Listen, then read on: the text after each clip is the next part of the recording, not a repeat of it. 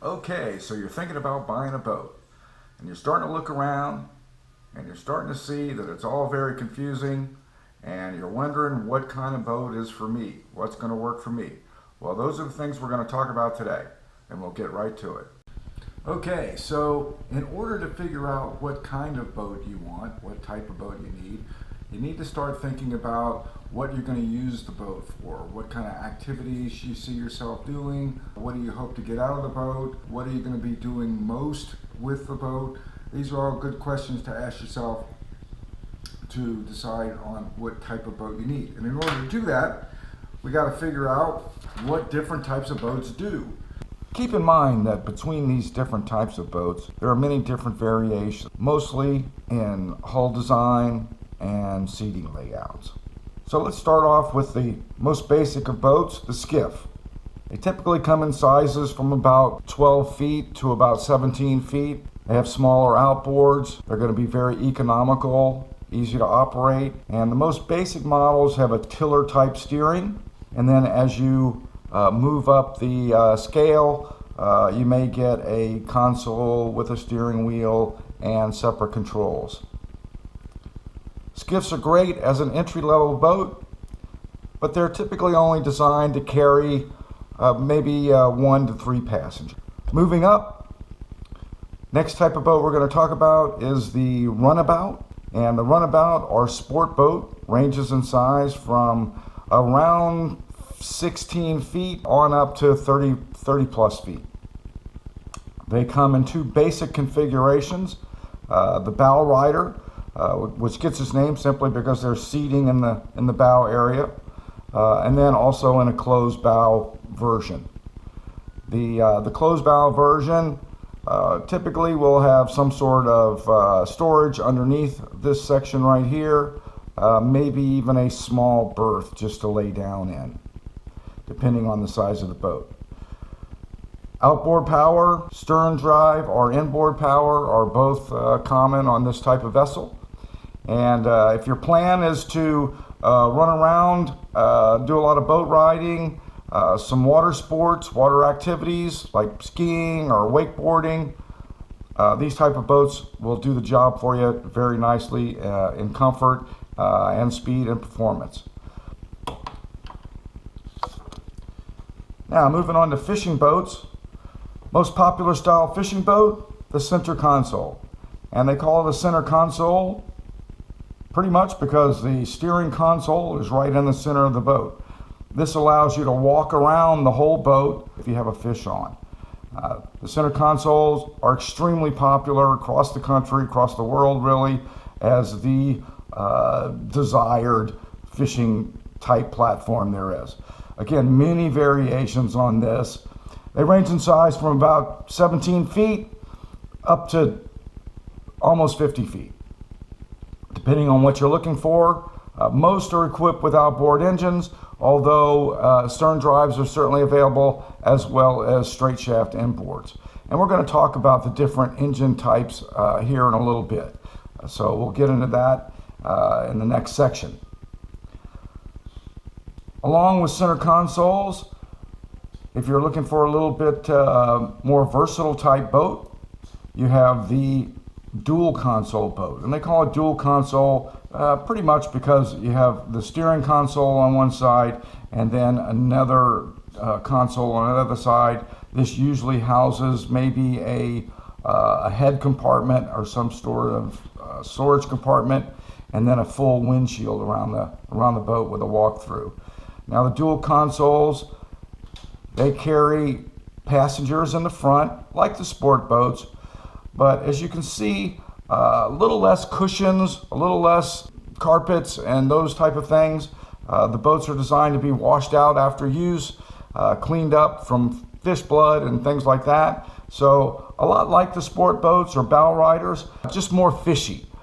Great all-around family boat. If you're planning on doing more than one activity, you want your boat to go fishing, but you also want to go cruising, beach hopping, carry some passengers around, go to a restaurant for dinner, things like that.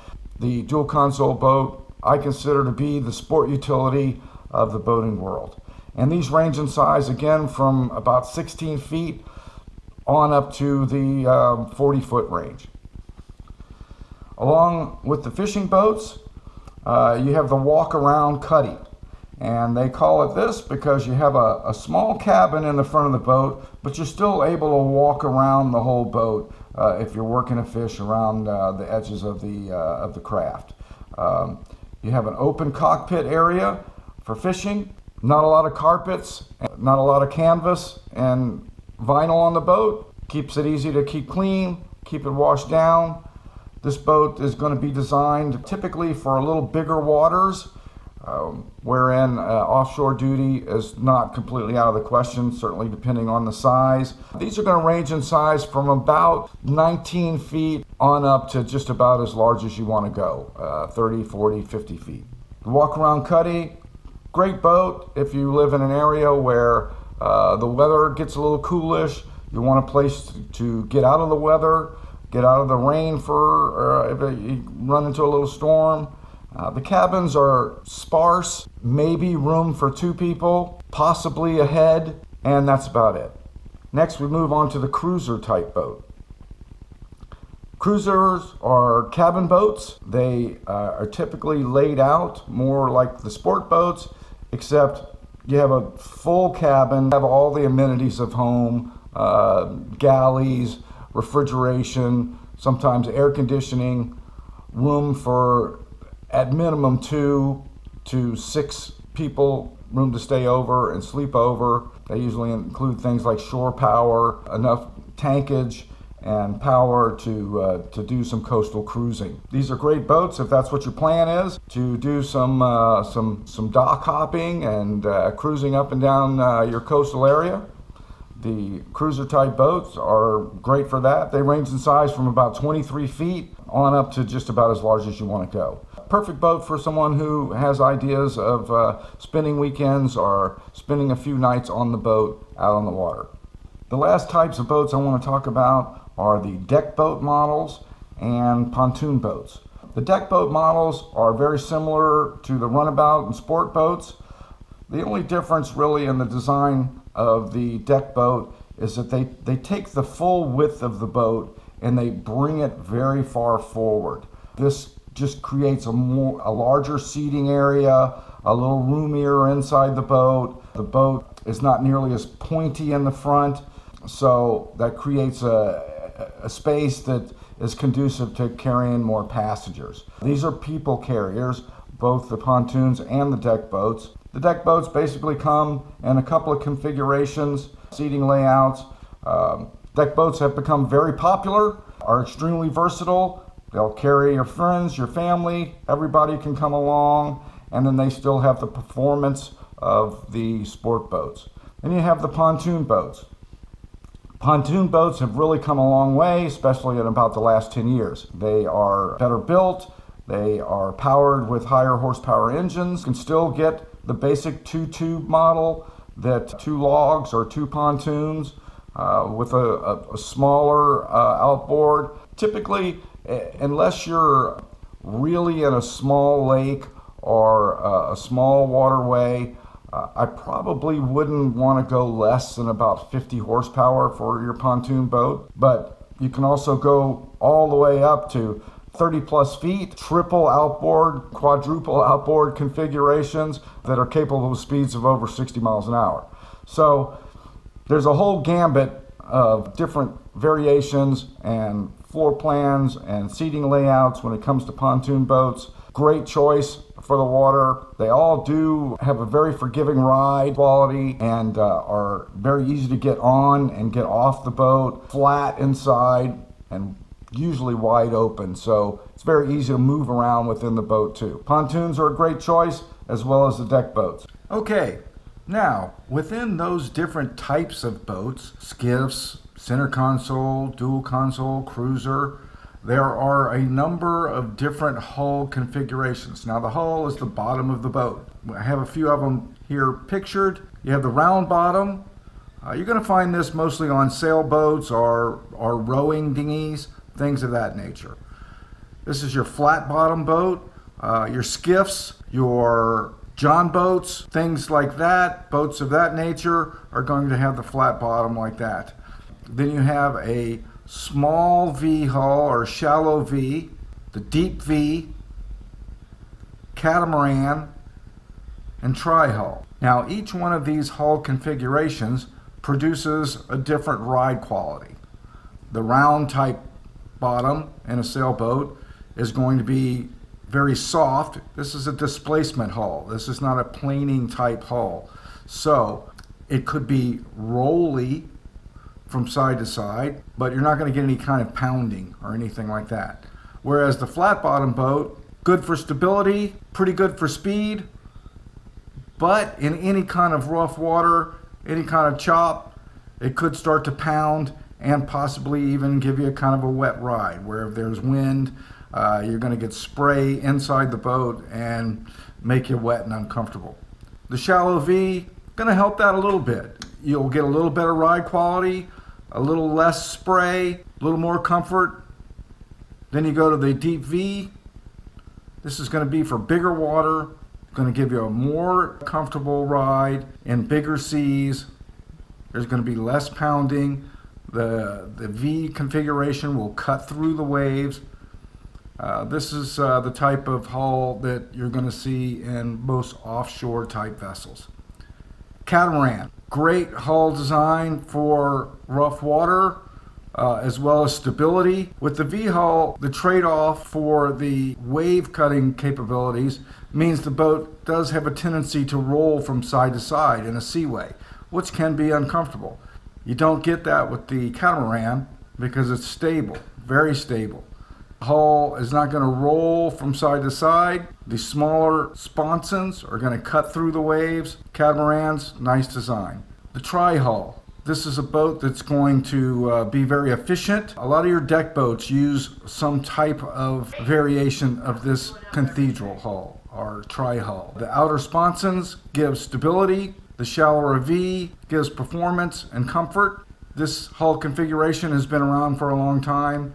It has been used in many variations on many different kinds of boats. Not necessarily the most comfort-driven type, but with variations that give a deeper V and lesser sponsons on the outside, can be quite comfortable in most seas. So don't rule out the tri-hull or cathedral hull, some people call it. Again, the catamaran, great choice.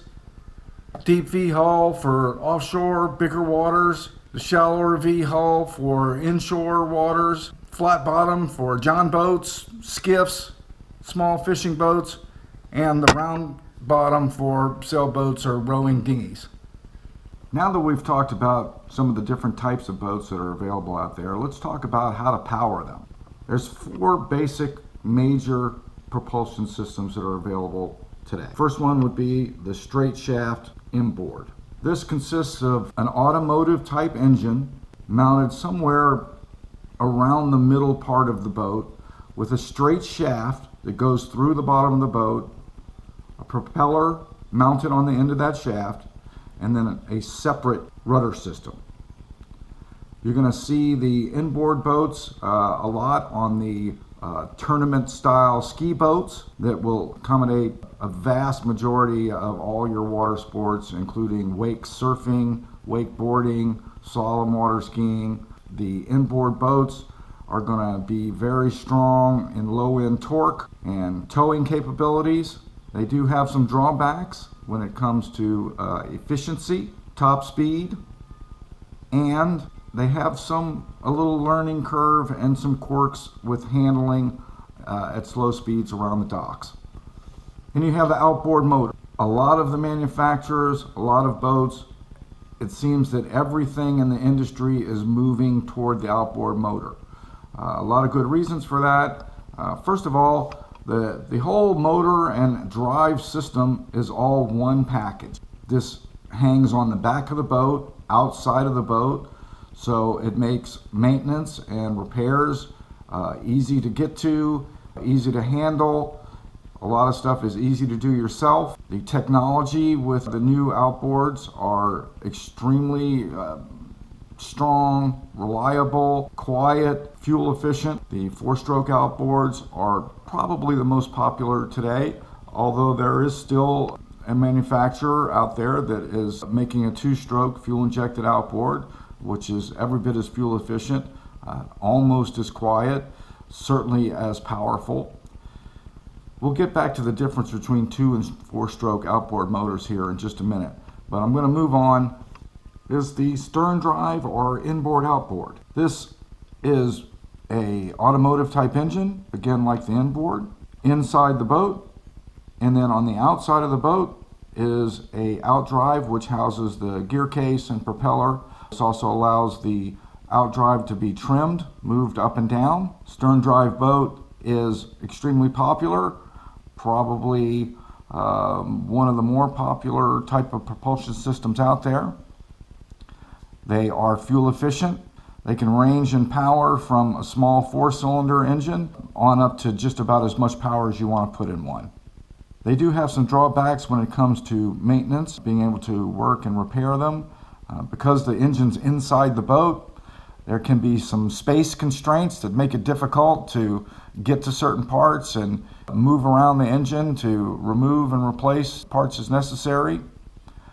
They typically require a little more maintenance than the outboard boat and even the inboard boat. They are easy to maneuver.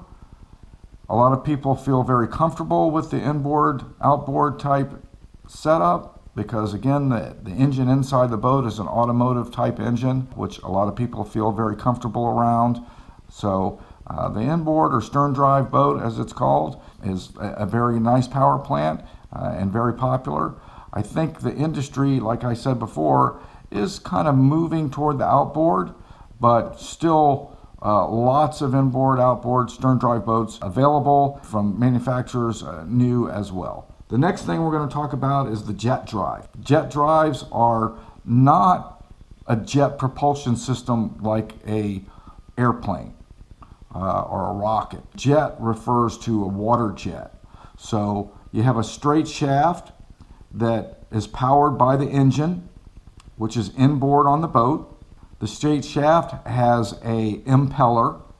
The water enters from the bottom of the boat, goes through the propeller or impeller, which forces it out through a narrower nozzle, and then that creates the thrust, which propels the boat forward. Jet drives, a lot of fun to drive. They have some safety features, one of which is there's no moving parts or no sharp objects underneath the boat. They run in very shallow water for the same reason. There's nothing underneath the boat. The nozzle typically comes straight out the back, so there's nothing to create a danger for swimmers and water sport activities. They handle extremely well, sports car-like, but they do have some inefficiencies as well. Most of the jet drive engines today are the same type of engines that are used in the jet skis, personal watercraft, wave runners, those type of things. And they typically run at a higher RPM than the other types of engines that are out here. So they do create a little more noise and a little more vibration, but the high-speed handling characteristics and safety factor sometimes outweighs that. Jet drive, you're going to find them mostly in sport-type boats. There's been a little trend lately to put the jet drive engines into center console and fishing boats. So jet drive is definitely an option that's out there. If those features are important to you and the type of boating you're going to do, you might want to look at that. Now, most of the boats that you're going to encounter are going to be either the outboard or the inboard outboard stern drive. The inboards are going to be in a little bit more specialized type craft. Same thing with the jet boats. So most of the boats you're going to look at are going to have one of these two types of propulsion systems. What's the best? Well, there's a lot of talk and speculation about what's the best. Each of them has their upsides and downsides. But as I indicated before, I do believe the outboards are becoming more popular. A lot of the manufacturers are moving toward setting their boats up with outboards because their power, now you can get a single outboard up to 400 horsepower. So the horsepower capabilities are not a factor anymore. The fuel efficiency and reliability are not factors so much anymore compared to the stern drive motors. So personally, because of all the advantages of the outboard, they're lighter, they are as fuel efficient, they're as quiet, if not quieter. The whole engine package is on the outside of the boat, which makes it extremely easy to get to and work on. Check your different systems as the engine is concerned. Oil changes are a snap. Regular maintenance is certainly very simple. My personal opinion, I'm going to lean towards an outboard motor. Again, the stern drive, a lot of people out there love them. They've been powering boats for almost 100 years now. Still, when it comes to raw power and ultimate speed and performance, the only way to go is the stern drive inboard outboard setup. So that's my opinion on different types of propulsion systems. Again, when you're trying to figure out which one is going to be right for you, you can really only think about what you're going to be using and doing in the boat and what your expectations are, what kind of activities you're going to be pursuing, and try to fit that with the type of propulsion system that's going to make you feel comfortable in operating the boat and also make you feel comfortable in the overall ownership experience. In summary, most of the different types of boats that we're looking at here are all available with virtually any one of these different propulsion systems. So if you're looking at a new boat, obviously you have the choice of any one of those. If you're looking at used boats, you have to take what comes with the boat that you're looking at. So if you find the perfect boat that may not be your number one choice of propulsion system, well, I wouldn't necessarily rule it out only because of that.